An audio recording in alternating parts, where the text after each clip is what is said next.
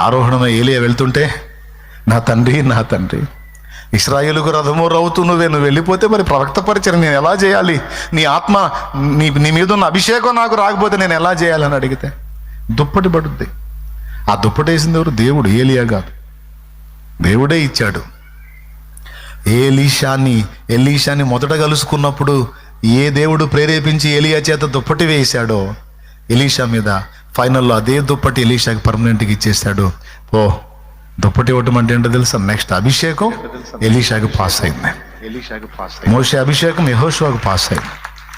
నూను కుమారుడైన యెహోషువ నా ఆత్మ కలిగిన వాడు, నీ తరువాత ఇశ్రాయేలు సర్వ సమాజాన్ని నడిపించడానికి అతని మీద నీ చేతులుంచు, నీ మీద ఉన్న ఘనతలో కొంత అతని మీద పెట్టు.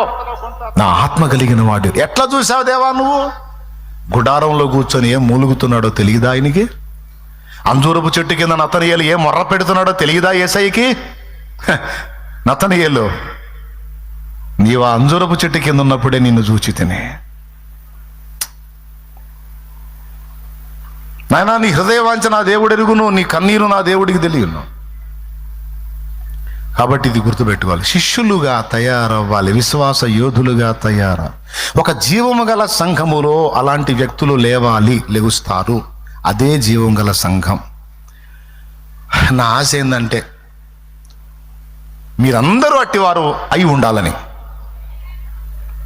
అందరూ ప్రసంగికులు కాకపోయినా అందరూ దేవుని పనిలో ఏదో ఒక పాత్ర పోషించే యోధులుగా తయారు కావాలని నా కోరికయా తప్ప